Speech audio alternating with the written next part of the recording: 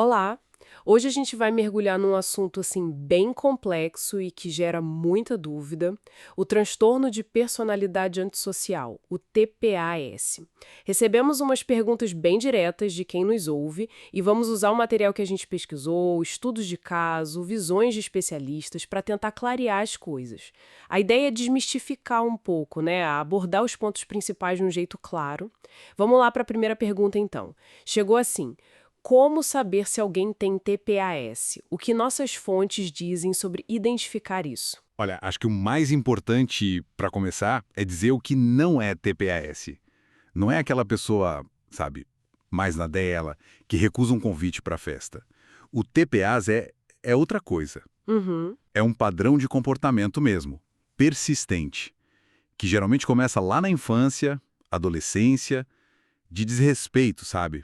Violação dos direitos dos outros. certo. Então não é só uma fase ou o ser difícil. Quais seriam os sinais mais claros desse padrão que você mencionou? Exato.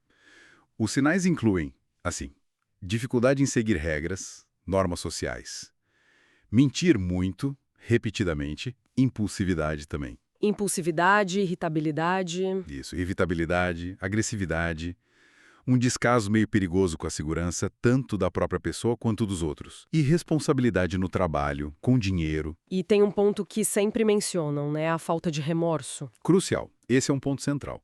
A pessoa parece não sentir remorso por ter prejudicado alguém. E para um diagnóstico mesmo oficial, tem critérios mais rígidos? Sim, tem.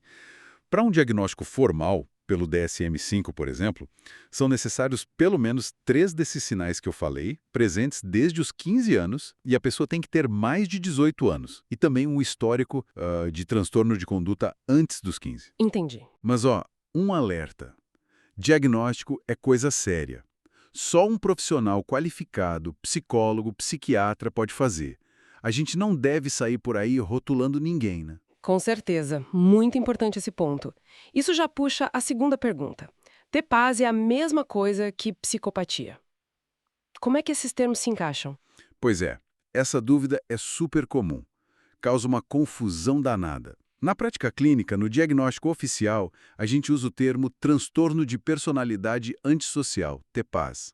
É o que está lá no DSM-5. E psicopatia, sociopatia, onde entram? Esses termos, psicopatia, sociopatia, são mais usados assim no senso comum, sabe? Ou então em algumas linhas de pesquisa mais específicas, Mas existe uma diferença real entre eles na prática ou é só questão de nomenclatura? em que a psicopatia seria talvez uma forma mais grave ou uma variante específica do TPS. Essa variante teria características como eh, menos ansiedade, um charme superficial, uma ousadia maior nas relações. Ah, tá. O próprio DSM-5 reconhece essa possibilidade. Ele tem um especificador opcional para o TPAs que menciona traços ligados à psicopatia, mas não trata como um diagnóstico separado. As características principais, tipo falta de empatia, manipulação, ausência de remorso, são comuns nas duas ideias. Mas para diagnóstico, o nome é TPAs. Entendi. Então, para diagnóstico, TPS. Mas as ideias se misturam. Isso leva à próxima questão. Tem tratamento ou é sem solução? O que os especialistas dizem? Olha, o tratamento do TPAs é um desafio enorme. Não diria sem solução, mas é bem complicado. Por quê? Quais as maiores dificuldades? Uma barreira gigante é que a pessoa com TPAS geralmente não acha que tem um problema. A gente chama isso de ego sintônico. Para ela, o jeito dela é normal, o problema está nos outros. Isso já dificulta demais a pessoa querer buscar ajuda, né? Ou seguir um tratamento. Faz sentido. E além disso. Tem a dificuldade em criar vínculos. Confiança é algo difícil para eles, inclusive com terapeutas. A falta de remorso, de sofrimento pessoal, também tira a motivação para mudar. E um ponto curioso, punição parece não funcionar muito bem para mudar o comportamento deles. Nossa! Então, a perspectiva não é muito animadora. É complexa. Mas não é que não exista nada. Algumas abordagens, tipo a terapia cognitivo-comportamental, às vezes alguma medicação para controlar impulsos ou agressividade, podem ajudar.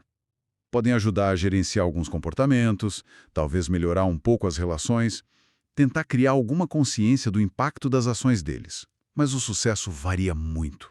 Depende da pessoa, se tem alguma pressão externa tipo da justiça. O foco acaba sendo mais em controle de dano, sabe? Manejo do comportamento. Entendi. Controle de danos. E sobre aquela característica marcante que a gente já falou, por que essas pessoas não sentem culpa ou remorso? Como se explica isso? Temos até o exemplo do Gary Black, né? Exato, essa ausência de remorso é definidora do quadro. Em vez de sentir culpa, a pessoa pode ser totalmente indiferente, ou até justificar o que fez, culpando a vítima. O caso do Gary Black que você mencionou é bem isso. Ele culpou a vítima pelo crime horrível que ele cometeu, falou que ela mereceu, que entrou num jogo que não conhecia. Que coisa impressionante. Isso está totalmente ligado à falta de empatia.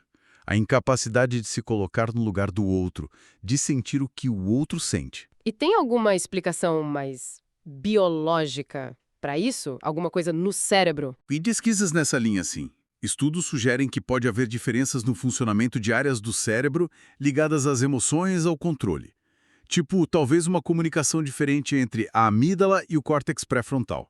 Simplificando muito, é como se o freio emocional que a maioria das pessoas tem ao pensar em prejudicar alguém, neles, não funcionasse da mesma forma. Agem focados no que querem, sem se importar com as consequências para o outro. É realmente um funcionamento diferente. O que nos leva à última pergunta bem prática. Como lidar com alguém assim no trabalho ou na família? Qual a orientação geral que as fontes dão? Nossa, lidar com alguém com traços fortes de TPA é extremamente complicado, desgastante. A prioridade número 1 tem que ser sempre a segurança e o bem-estar de quem convive. Isso é fundamental. E como fazer isso na prática? Primeiro, estabelecer limites muito firmes, mesmo sabendo que eles provavelmente vão testar esses limites, ou ignorar, mas tem que ter. Mesmo que a pessoa reaja mal. Sim, e falando em reação, evitar confronto direto pode ser mais seguro, por causa da impulsividade e do risco de agressividade. Outra coisa, ser realista. Não dá para esperar remorso de verdade ou que a pessoa mude sozinha. Reduzir o contato ajuda. Se for possível, sim. Reduzir a dependência, o envolvimento, principalmente financeiro. No trabalho, uma dica importante é documentar tudo. Comportamentos problemáticos, tudo registrado. E quem está lidando com isso? Precisa de apoio também, imagino. Totalmente. Buscar apoio para si é essencial. Terapia, conversar com amigos, grupos de apoio. Para aguentar o estresse, sabe? Dá para tentar encorajar a pessoa a buscar ajuda profissional. Dá.